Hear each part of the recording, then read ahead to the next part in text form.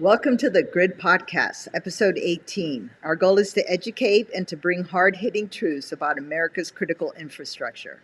I'm your host, Maria Sumnicht.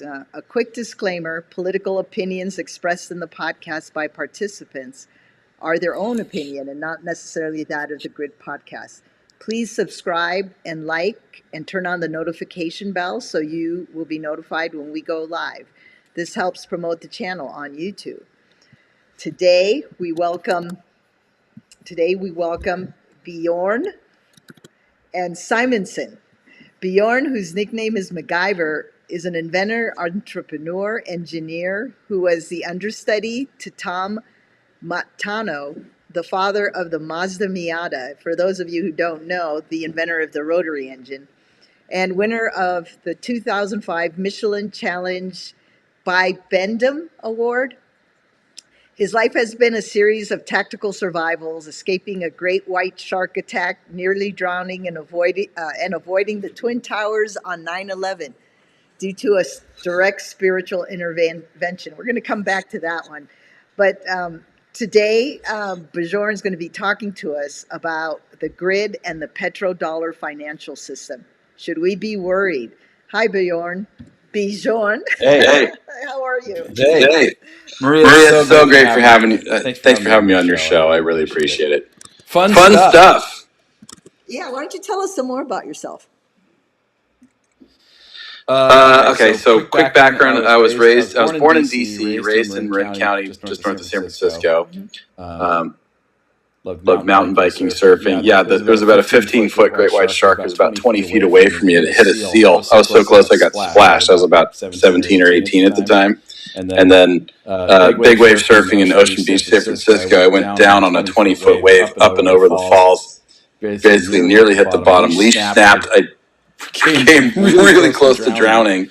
And then, so 9/11, I was scheduled to have a 3-day layover at Newark Airport. And my cousin, who was working on the NYMEX, the New York Mercantile Exchange, he was going to show me the NYMEX floor. And we actually had breakfast scheduled at Windows of the World or Windows to the World or whatever that was called back in the day. We were going to be at the top of the Twin Towers at 8:30 a.m. We had a reservation. And then, like you said here, I was coming home from Europe. I was actually in Sundsvall, Sweden.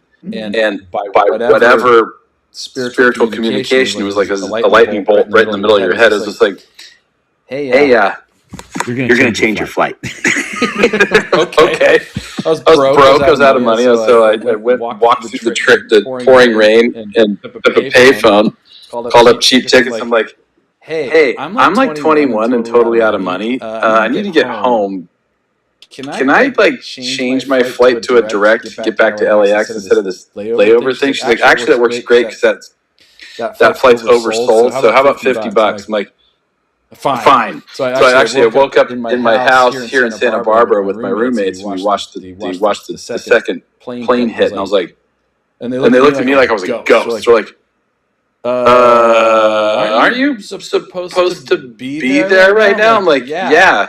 What's happening? So that was how that whole thing came down. But yeah. Yeah, wow. Anyway. Yeah. Who knows? That's when you know your life isn't yours. You know, you're just like, okay, I guess I'm here on a spiritual mission. Whatever this earth is about, like, okay, let's go do stuff. So it kind of leads us into this whole grid stuff that when you realize where your vulnerabilities are, well, it's kind of lose your option to stay silent. You have to do something about it in whatever way, shape, or form you can. That's how I look at it, at least. Yeah. And well, with everything happening, especially over the last week in the Middle East, and then we have 3 major countries producers of oil, right? Mexico, Venezuela, and now Iran.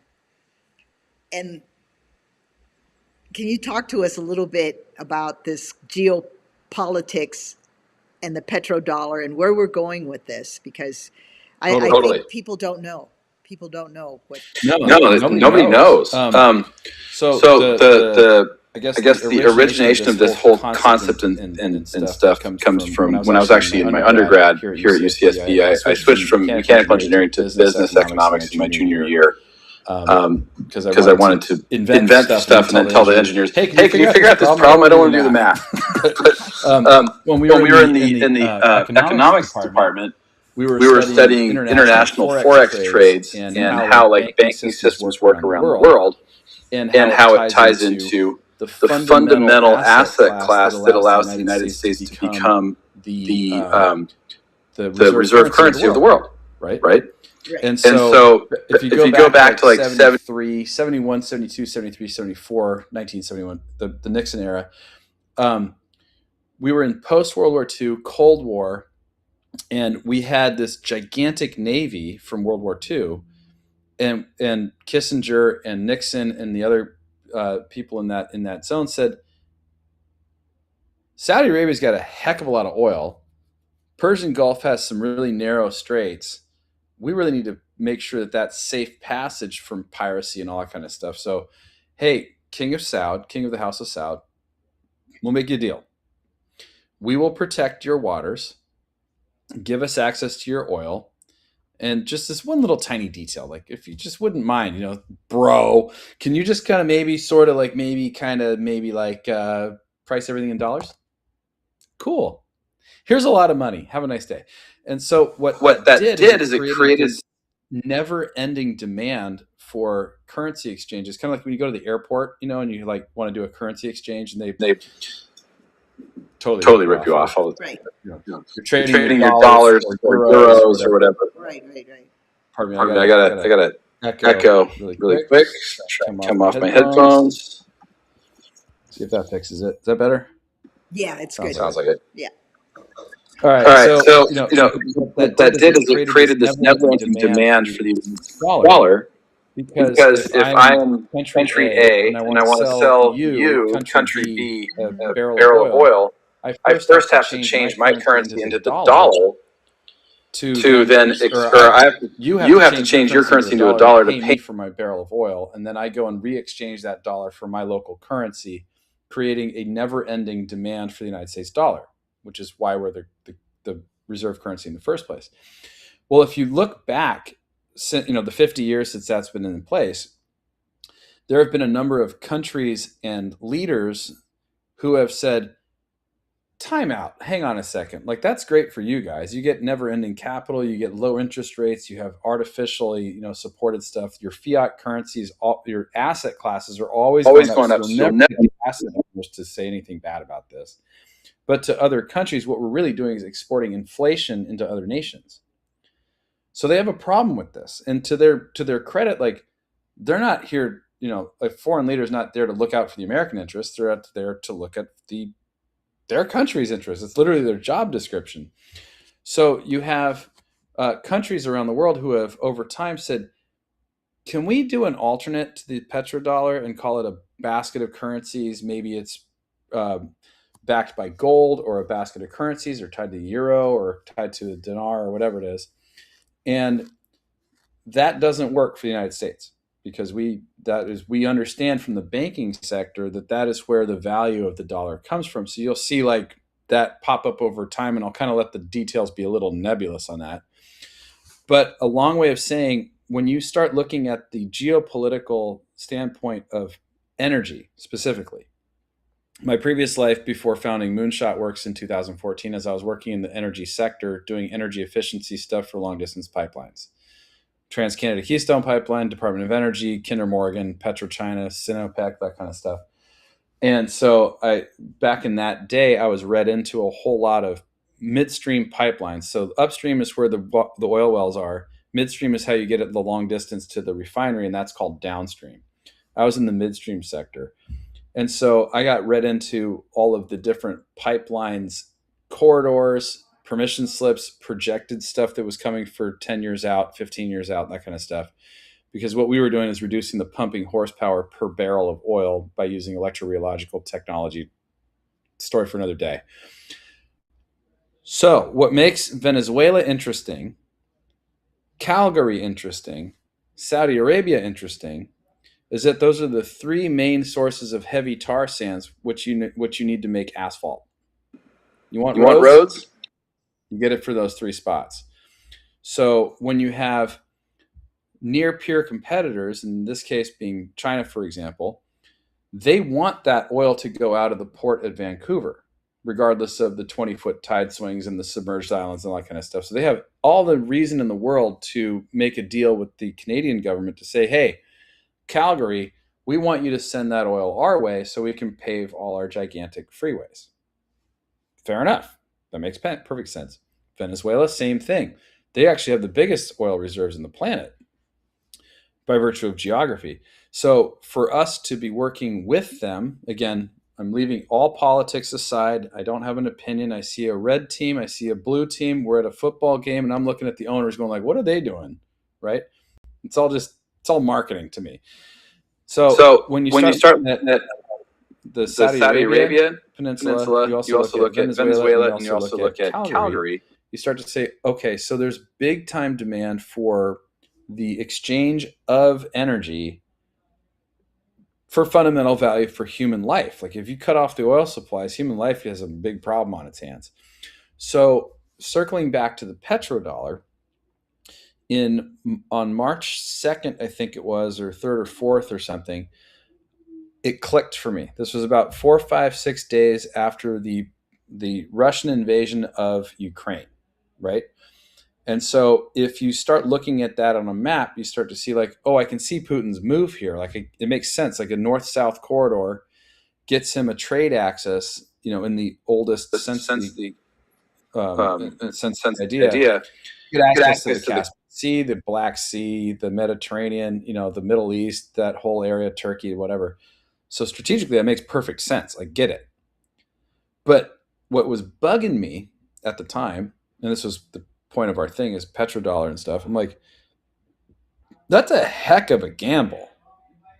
I mean, to his credit, Putin's not a thug. He's not an idiot. He's a smart guy. Like he's been the head of the KGB for like 30 years or whatever.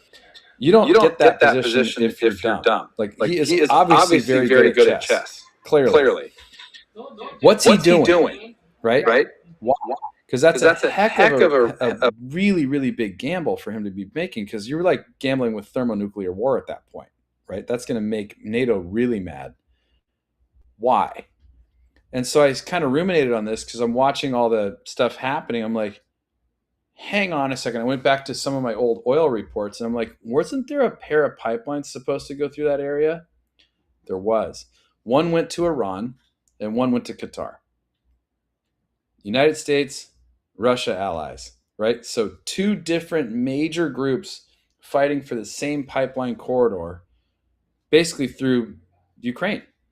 I'm like, okay, so now I understand the financial motivation of what kind of gambling he's taking, because it's a massive gamble. Don't get me wrong. What else is he going to do? I'm like, oh my gosh, he's going to cut off the gas to Eastern Europe as a power move in the middle of wintertime, which he did. We saw that when they blew up I don't know who did that. Someone, right?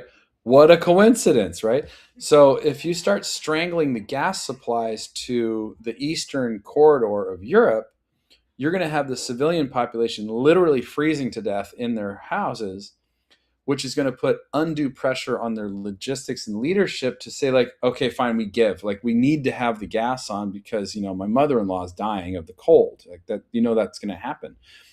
So where this went to, I was like, all right, well, that's a bold move. I wonder what else. So in another, so right when I started Moonshot Works, I was doing consulting in the fintech world, financial technology, and I was read into financial technology, including blockchain. I go back in blockchain to like 2015. I wonder if anybody's doing something about that. There was. So this is where the Chinese renminbi, the digital renminbi, came into play. I'm like, oh, wow. Okay, so Putin's up here, Xi Jinping's down here. That makes a really natural, match of interest for financial gain and all that kind of stuff. He's got the oil, he's got the population, they've got manufacturing, he's got, resources and stuff. I can see how they could potentially be partnering up with a BRICS-centric, Brazil, Russia, India, China, South Africa. I can see this as potentially being a BRICS play, to like a big one, to counter the petrodollar on behalf of the other, 6 billion people that are part of basically the BRICS and their extended family at this point. Whoa, okay, so if they do that, and again, this is like, I'm just kind of figuring this out over a couple of days, and I'm like, if they do that, then there's probably going to be some little breadcrumbs to look into a digital renminbi or something like that would allow you to do cross-border payments, bypassing the Bank of International Settlements and the SWIFT system altogether, which is, arguably ancient technology, and it's going to get disrupted anyway. It's just a matter of time. But if they're doing that, then they will have a completely opaque vehicle we don't know anything about that facilitates cross-border transactions without the petro-dollar, and there's nothing we can do about it. So if that is true, well, then it's incumbent upon us, part of the grid security, national security, civil infrastructure, all that kind of stuff. It's a natural thing. If you don't have money, you got a problem. And so the general population has never heard this position. They've never heard this take. And that's kind of where it started. Yeah, we're not really being told what's happening, and because our mainstream news is all about sensationalism, it's not really an informative way to get your information. And I highly recommend that you do your own research into all this, because you're really missing out on what's going on in the world. But we're seeing a lot of interesting things right now, sort of culminating with our naval fleet, with our carriers and other large ships heading into the Strait of, what is that, Vermouth? Is that how you say that? The Strait? Hormuz. Strait of Malacca. Yeah. You got it. And what is that going to do to energy in this country? Especially, and I'd like for you to talk into this, because it's really interesting. While all this geopolitics is going on, why are we shutting down our coal fire plants and other? I want to hear this one. Go ahead.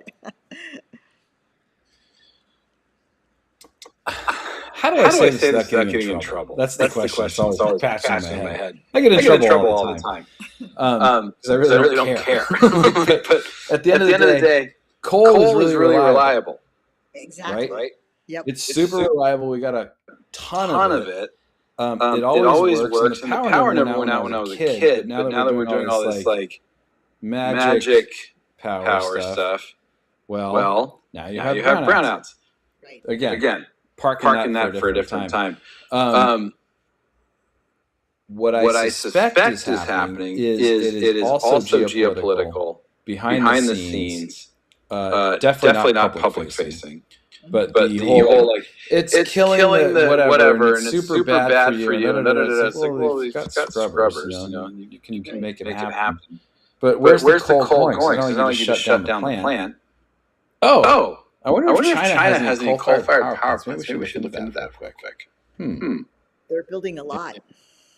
I wonder if they could possibly, allegedly or hypothetically or theoretically, of course, be buying somebody off talking about coal. That'd be interesting. Again, outside my purview. I'm getting in trouble right now. I can feel it's fine. But really common sense. If you look at like my favorite small modular reactors, honestly, like look at baby nuke power. That's awesome. And it's modular. I like small nodes that are interconnected, because then you have reliability, you have interchangeability.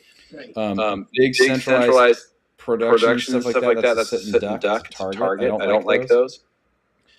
And that's our grid. I don't know. That's our grid right now.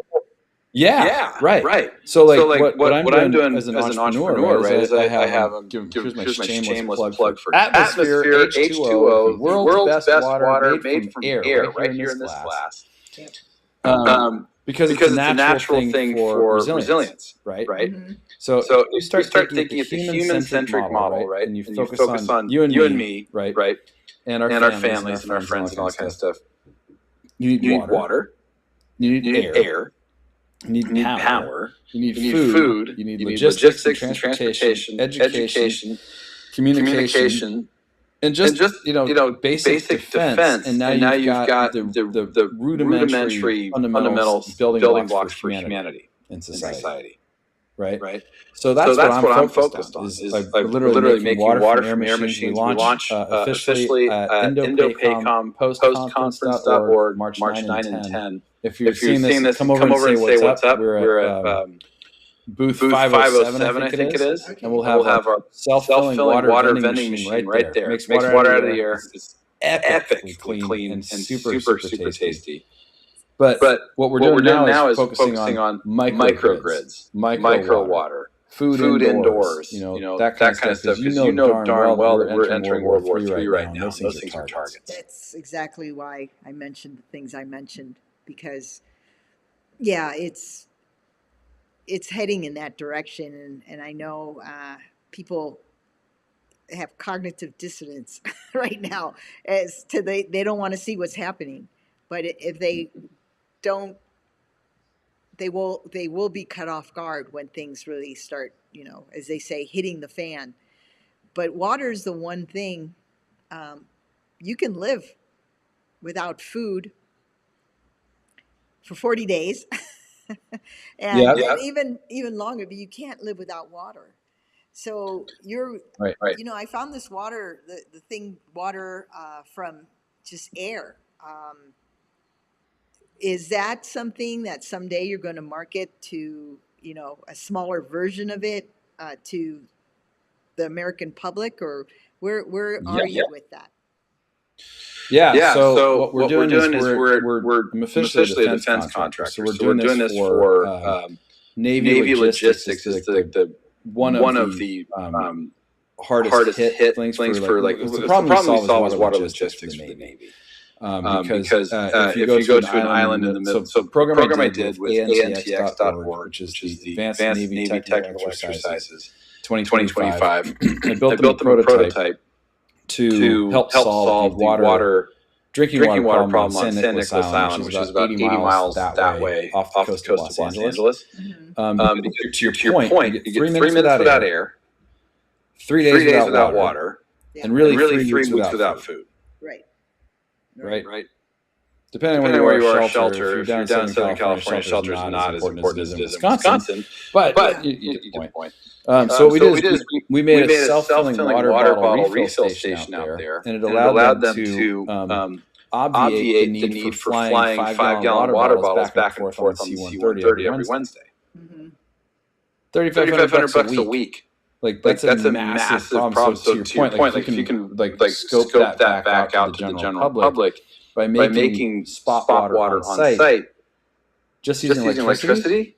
Well, now you have resilience built into the neighborhood, right? Exactly. So the big problem. So I'm doing it with Navy first because they're like the most. I have a creative with them and stuff. So they're the official start here, but really my heart and the real push is actually for schools. So primary schools. In Latin American countries where Peru, for example, if you're in rural, it's like 72% or something of the schools don't have potable water. So just pop these things in there, plug them into a 220 line, and now you got 100 gallons a day coming out of a machine the size of your washer and dryer. So that huge for the schools, and then they can sell it to the community for $1 or whatever, and then all of a sudden you've got a revenue stream for the schools so they can buy books, and chairs and tables and pencils and crayons and whatever. Right. And everybody wins. Yeah. Well, But yes, we're coming out with a commercial version for the civilian marketplace, just not this year. No, that's excellent, because right now our water system is probably it shouldn't be where it's at, but it's probably the quality of water out of your tap. Most cities, you should not drink your water, and so without filtering it. There's a lot of chlorine in there. There's a lot of even barium and worse things than that. So water's clean, good clean water for yourself and your pets, and that includes your feed animals. You know, is very important. And right now, the grid is tied to the water system. So if the grid goes, our water goes. Yep. So All you gotta read is just gotta read the book 1 second after. yeah, You're gonna figure that out real quick. It's a paperback novel, or Equipping Modern Patriots by my buddy John Hollerman. Like his series is great. He's actually more technical, which I really appreciate. 1 second after is more theatrical, but John's is more like hands-on active stuff. So I'd read both if I were reading this actually, podcast. John was our first guest on the. Oh, really? Yeah. And, I love him. And Mike, he's awesome. Yeah. So, his books are. You need to obviously go get them. They're free too. He offers them a free PDF. So there's how to prepare. Preparing is very, very important. But let's get back to this petrodollar. Yes. And can you speak more as to where you see what's happening really? What are the dynamics of the petrodollar? I know the BRICS formed to challenge that. What are your views, and what kind of impact is that going to be on America? Big. So I wish I had great news. I wish I had good news. But it's like the movie They Live, right? Where they all of a sudden you put the sunglasses on, you can see it. You're like, oh no, I wish I didn't know that. Take the sunglasses off. It's normal. Or Matrix, blue pill, red pill. Like once you've actually, you're like, I wish I didn't know any stuff. Okay. Here's what I think may take place. And again, heavy emphasis on may. Lots of hope here, but we as Americans need to become educated very quickly. You need to become fiscally responsible at the local household level, right? So get your debt under control, all that kind of stuff. Because you think inflation is bad now. Like if we have, let's walk through a hypothetical. Mm-hmm. Let's just say that there is action in the banking sector that obviates the need for BIS, SWIFT, and the petrodollar. Let's just pretend that takes place with some sort of cryptocurrency token. What that will do is it will undermine the credit rating of the United States. Yep.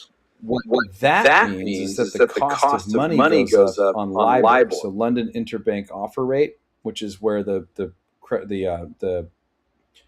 your interest rate comes from.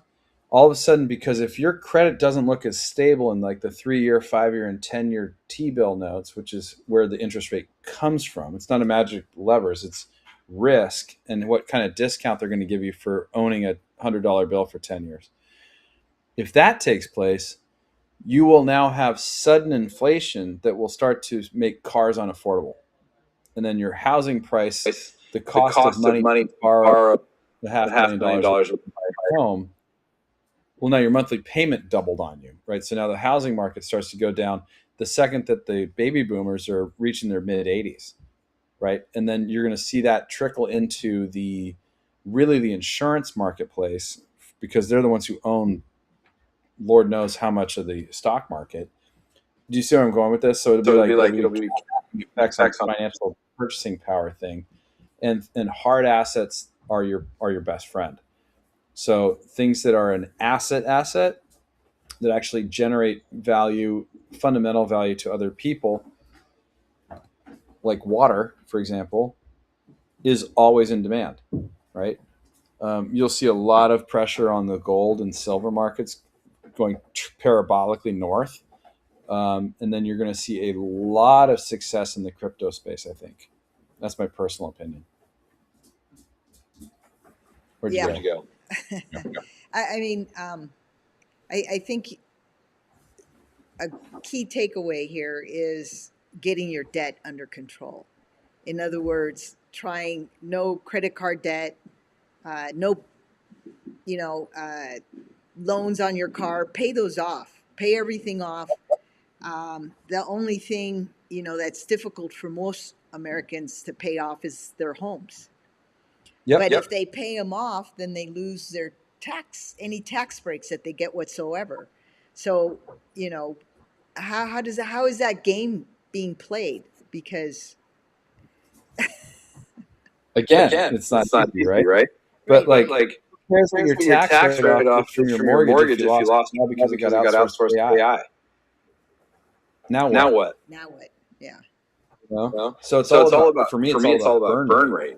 Right. So as an entrepreneur, the one thing you're always concerned with is your burn rate and what's called your runway. Like Right. how much runway do I have, and how much fuel am I using in the plane before I run out of runway? Right. You crash into the fence. Like, that's a bad outcome. We want to make sure we're lifting here. Right. And fiscal conservatism is absolutely paramount for people, and most people don't learn it. So you have to think fuel economy. I think is a good way to put that for most people. It's like if you have a mortgage, you don't own your house. Right. Do you? No. If you have a car payment, you don't know your car. Do you? Right. Right. Another thing is like if you think you have assets and they're in your digital trading thing on the stock market or whatever. There's another saying, I think it was Ray Dalio or Robert Kiyosaki or somebody. He's like, if it's in numbers in a screen, you don't own it. Do you?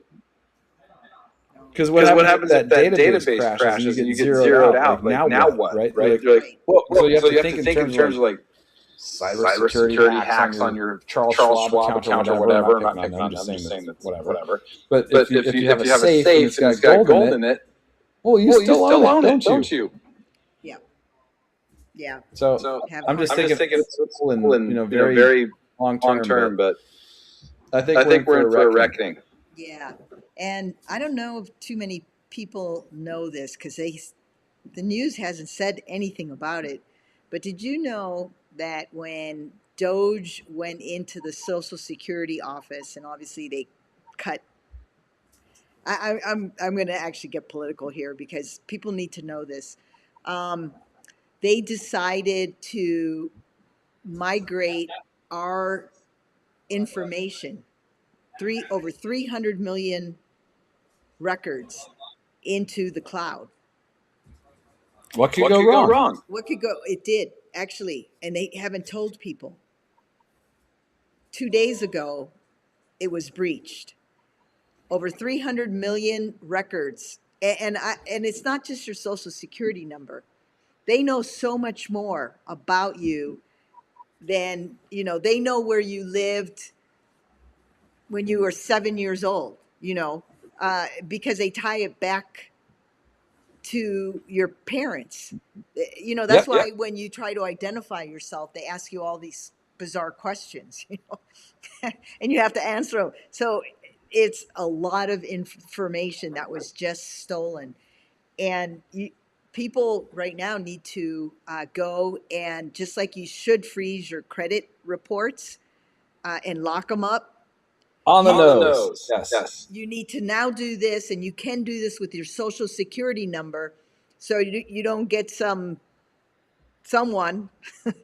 who just crossed the borders stealing, because I guarantee all this info is going to show up on the dark web somewhere. Applying for jobs using your Social Security number. There you do it. So this is something you need to know, and you need to know it today, and you need to go and lock your Social Security numbers so no one can apply for jobs or whatever else you need a Social Security number, which this day and age is just about everything.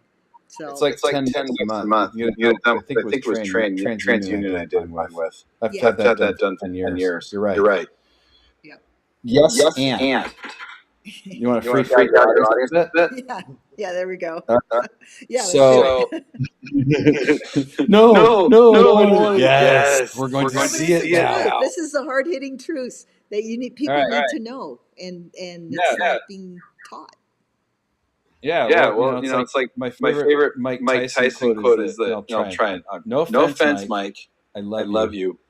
He He said, said, I won't try and do his voice, but he said, everybody's got a plan, and then they and then get they get punched in the face, Yeah, and it's that's like, he's He's right. right. But But so hear me out for a second. Right? So of the three videos I made on March 2, 4, and 6, I think it was, or whatever, in 2022, 4 years ago, I tried to warn everybody about this. The first one was the petro-dollar, right? Mm-hmm. The second one was crypto, right? And the third one at the time, okay, so like borderless transactions, you have no idea where it needs to go. It's like the banking system's obsolete. See you later. And then the third one I made was actually at the time called deepfakes, which now AI. Like if you go on Twitter or whatever, like half the things you see aren't even real. Right. So your point. Let's pull this thread for a quick second. So 300 million people's private information from the United States was breached. Totally accidentally.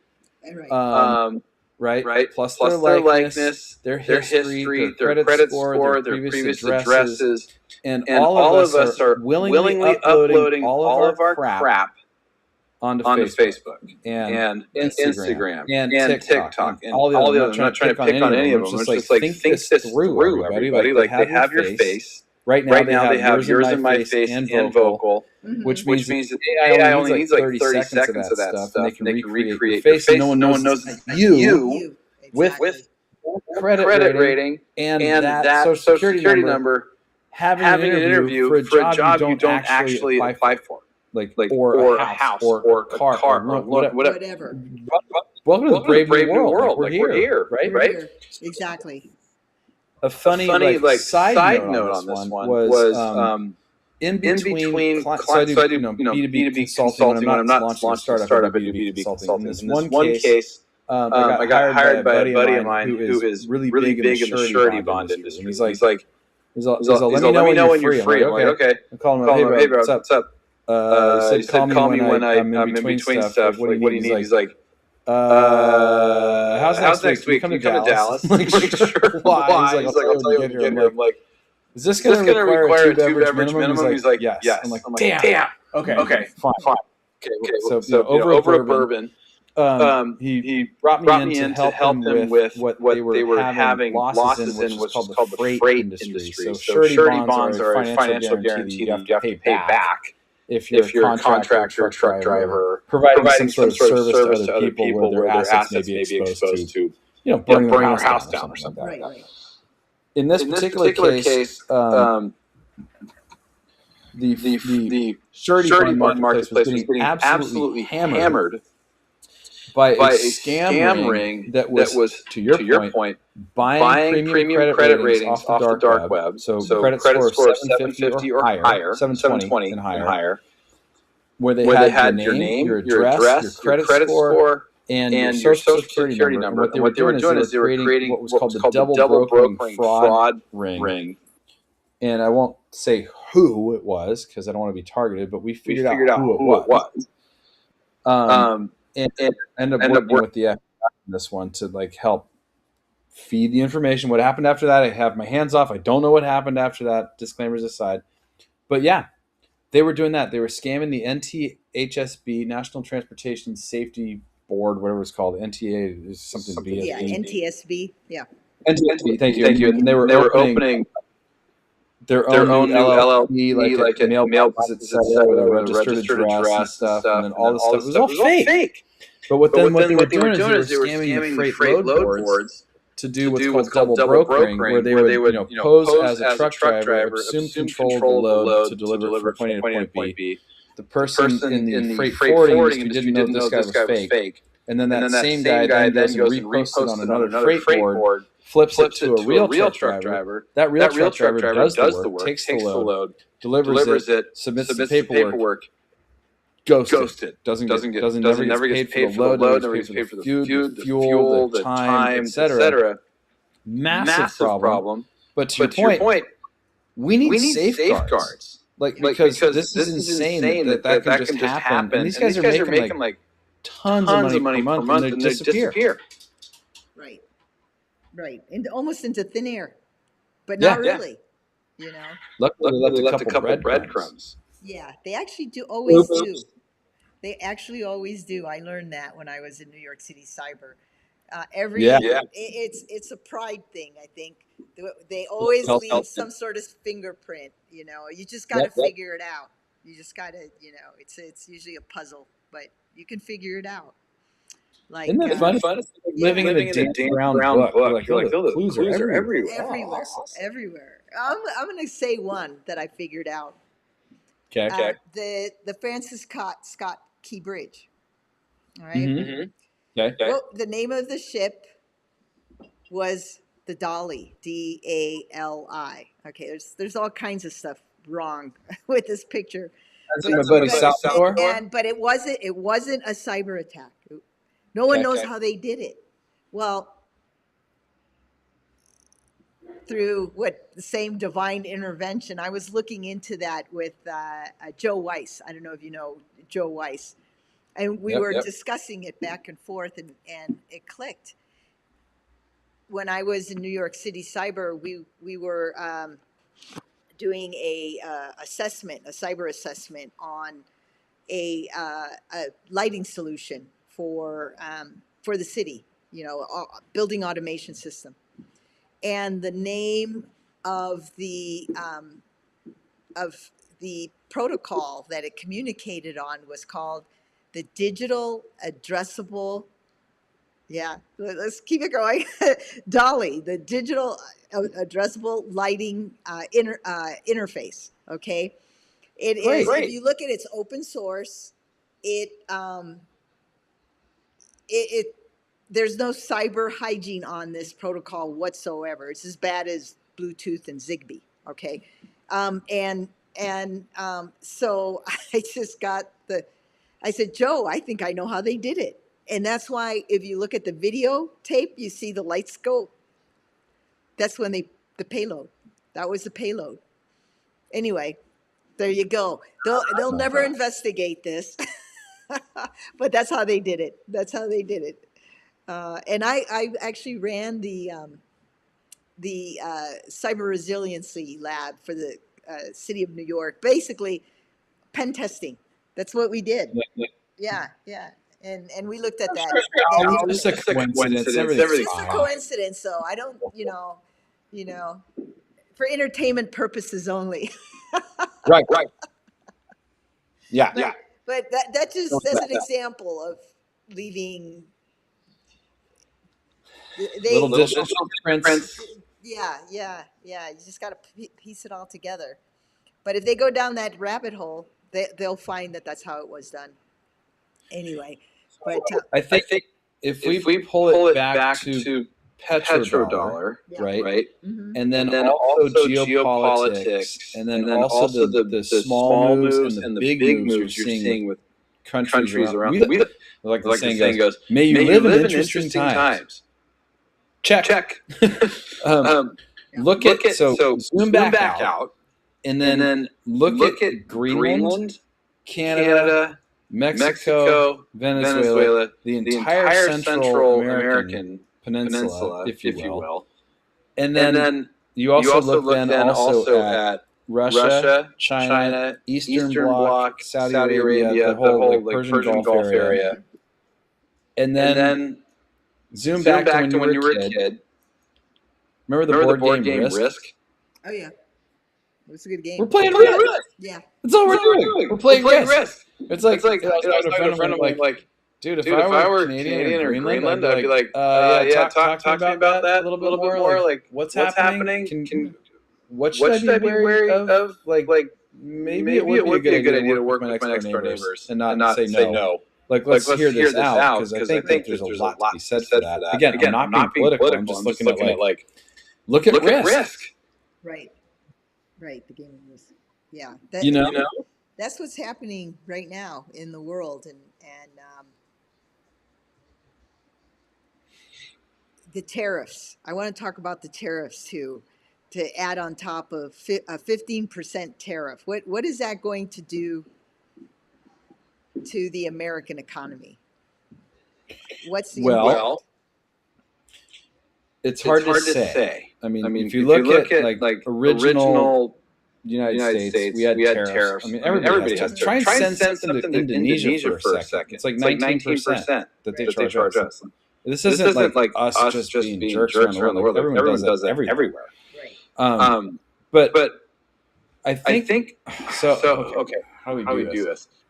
We Americans have gotten very accustomed to cheap TVs, cheap cars in comparison to everybody else in the world. You know, a MacBook Pro like I'm using here is $3,000 to $5,000. But you go down to some other country, it's like 10. Right? So it's like way easier for us to exist out here. We just take it for granted all the time. I think that short term, you'll have heartburn, obviously. If you have like anything coming from Europe or whatever, hitting slapped with a 15% tariff, like obviously price controls become interesting, and you see in the price tag of stuff. However, as an American, I'm looking going like, you know what? Sometimes the best thing that happens to you is really painful. And like we've pushed all of our jobs to cheaper factories, which means that the guy who was making the rivets is unemployed, which sucks for him. What happened to our steel in the 70s, 80s, and 90s? What happened to our coal in the 70s, 80s, and 90s? What happened to our basic manufacturing? Like turning look at the Henry Ford thing. It takes raw ingredients in one end and out comes a finished car. Like that's sustainable. Right. It's not sustainable if it's getting on a boat. And it's like burning bunker fuel to get from to hither and yon around the world. Like we need to actually get control. My personal feeling is that we need to get control of our manufacturing, self-hire it, self-mine it, self-refine it, add value, add it, with good paying jobs in the United States that can support families, because that's the basic of your country, crying out loud. Right. And get back to that. Get back to square one. Protect the country. Like take a drive. Like I live in Santa Barbara, so like I go east. But basically go east like 45 minutes to an hour. Mm-hmm. There's tumbleweeds, right? Like the coasts are doing fine. The middle of the states aren't doing okay. No. And you start flying, and you start to see like you got to get out of the coastline and be like, people are hurting. People are hurting bad. And I've been through my own stuff, so I get it. I have the scars and broken teeth to prove it. Believe me. Right. But my heart goes out to the families. Right. So I always like to end with possible solutions or possible. What would you recommend with the direction of the petro-dollar and BRICS? And the geopolitics of what's going on with Venezuela, Iran, and Canada too. What's your recommendation of things that Americans should be looking to do? I know we mentioned get out of debt, clear your debts, but what else? Well, don't look at debt. Look at burn rate and fuel economy. If all of a sudden, you're stuck in first gear and doing 5,000 RPMs, your fuel economy is pretty bad. You think, right? So don't get the flashy car. Go humble. Get something 10 years old. We're gonna work just fine. But I think what kind of circling to your bigger question, right? As an innovator, as an entrepreneur, and as an inventor, we must, and I mean must in all capital letters, embrace digital payments. Full stop. This whole like it took me 45 days to get paid from an overseas vendor just because of the banking friction. If you think you're going to continue to like hold the money hostage, sorry, it ain't going to work. Like you can use Venmo and stuff and clear your. I paid my niece $30 for something the other day. Clears in 10 seconds, right? If we don't do that as a country. And again, I'm a fan of XRP, Ripple, so if it has an X in front of it, generally speaking, it means cross-border. If you remember that one. Yeah. Because it streamlines and facilitates the internet of value. Right? The dot-com era is the internet of ideas and information. Cryptocurrencies and the blockchain's the power. I'm actually more in love with the blockchain, not the coins. Those are just the token rewards. The blockchain technology is it's the most transformational technical development really of our time. Right. Because if you think about it, it flattens the playing field worldwide. And I don't think the United States needs to be like trying to force our way into my personal view. We shouldn't be doing the hammer on petro-dollar or war or whatever, but get better. Like last I checked, we're the innovation hub of the planet. Still. Yeah. I mean, think about who populated this place, 250 years ago.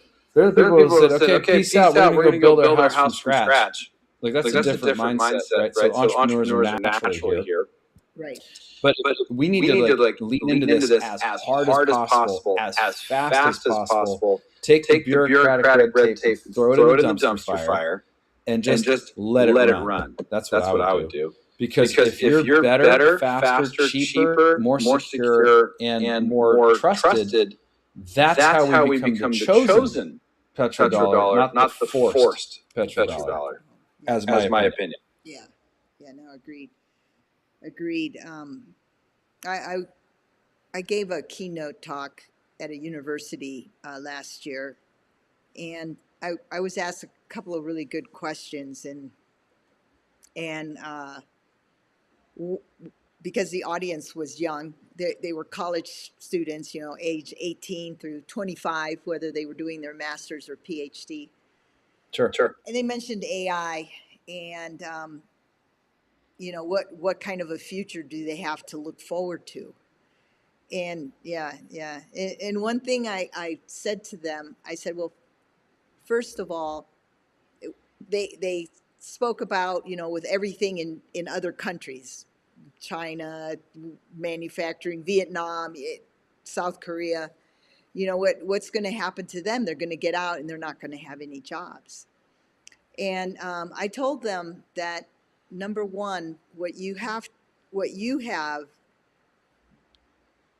they don't have, especially in China. You have freedom. And when you don't have freedom, you don't have a society that can nourish entrepreneurship.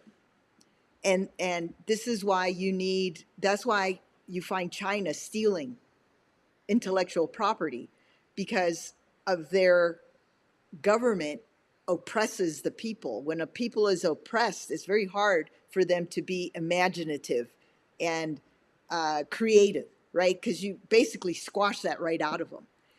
And the other thing I told them that just remember, break down AI into the two words that it is: artificial intelligence.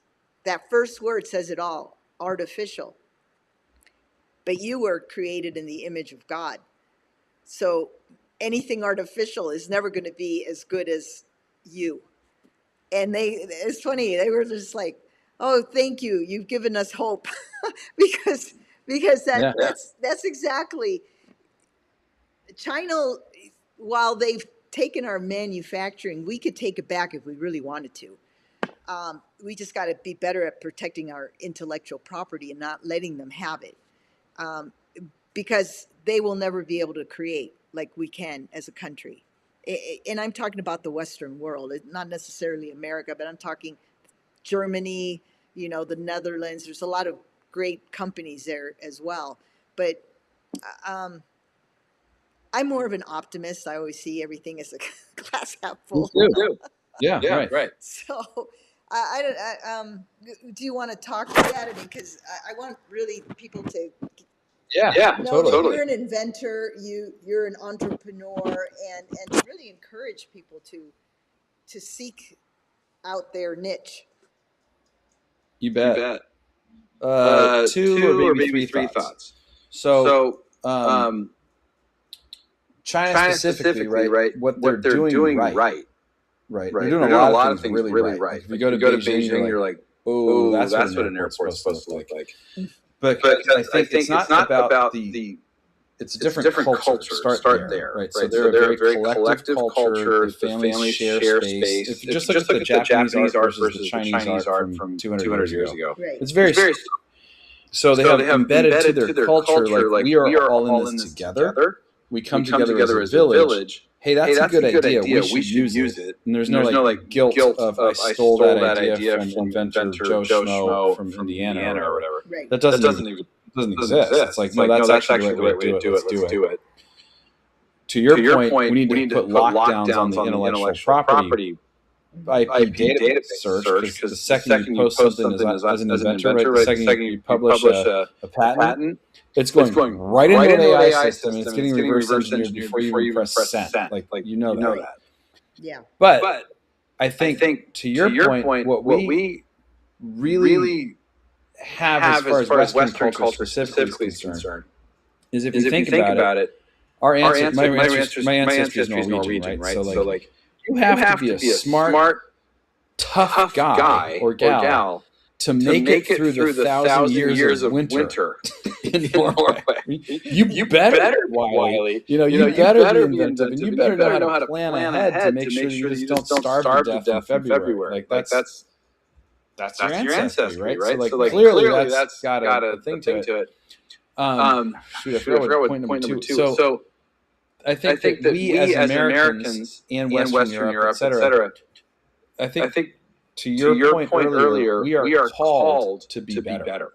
Right. We are called to innovate. We are called to take care of each other. We are called to work as a village, not like carving it up. Like a friend of mine got cut off by this guy in Tesla this morning. He was just being a jerk, right? Don't act like that guy, right? Hold its hands across the street. Build your community. Pick up the trash around you, right? If you see an invention, make it happen, right? So invest in the future. Invest and realize that we're all just humans at the end of the day, and we need basic things. Energy. Well, we need air first or you suffocate. Start there. Air, water, food, power, communication, transportation, security and defense, education to make sure that your kids do better than you do, and be honest. Right. Like this ain't hard, and just do a better product and don't gouge people and screw people and lie and all that kind of stuff, because that ship has sailed. You can't get away with that anymore. Right. Thankfully. Just do the right thing. Come on. Let's go. Yeah. No, I agree. With those parting words and any other words of wisdom for us in the world we live in with the petro-dollar. Jeez. Stay light. Stay wily. You are not living in normal times, and your W-2 job ain't going to be there in 10 years. Just not. So I think that was the point I forgot. So with regard to AI systems, and it's going to take our jobs and stuff like that, it's like, that always happens throughout time. Look at the Industrial Revolution and the needle pin maker people, or carriage builders for the automobile or whatever. You're in a transformational leapfrog technology. And if you want to harness AI, you have to start studying. It's on you. It's not on me. I'm not going to do this for you. You have to do it for yourself, or you're going to fail. Like period. Learn the Socratic method of learning. Socrates. Know how to ask the right questions in order. Because you have the most powerful tool that I've ever seen in ChatGPT, Gemini, whatever. You've got like this access to 1,000 research students that would have cost you $1 million 5 years ago. Is now $20 a month. Right? So you got to be able to clearly define what it is you're trying to do. And then have that useful as like the most huge tool ever. What's the book? Ender's Game? If you've ever read that. I haven't read it. You should. So Ender is the lead, and he has an AI, companion thing that's helping him go through all this stuff. It's a sci-fi book. It's actually really awesome. But know that the tool is there. Mm-hmm. Don't cheat and have it do your work for you. But think of it as the most competent assistant you've ever had, ever. Who's a turbo genius with an IQ of like 14,000. Right. Now you have to use it. That's exactly how I use it. I don't, use it to write I will write something first, and then maybe I give it to AI to clean it up a little bit or add. I'll say, can you add, 2 more case studies that support this hypothesis or something, and but do the work up front, and you'll be a whole lot better off for it. But so how can people find you? Why don't you? I'm going to go ahead and I'm going to put the links in the in the chat. So going back to this is atmosphereh2o.com. O as in the letter O, not a zero. Right. H2O, water, hydrogen, two hydrogens and an oxygen. Or you can go to my incubator, which is called moonshotworks.com. And my personal bio is my first name, Bjorn, BJORN, .co. That's my personal bio. And then I'm also on LinkedIn, but I never check it. Yeah, I put your LinkedIn contact in. Bjorn.com. .co, not com. Oh, yeah. Com was 25 years ago. Yeah. I got the .co. It's almost as good. Bjorn.co. I corrected. Yeah. CO. There we go. Yeah. So I want to thank you so much. This has been an absolute pleasure, and I want to thank all those who joined us today, the audience, for watching and supporting this effort. And until next week, we're signing off. Do you have any last things to say? You're good? Yeah, there you go. Sending love. Yeah. So thank you so much. You can just stay on for a few more minutes after the outro goes. And so take care, everyone. Until next week.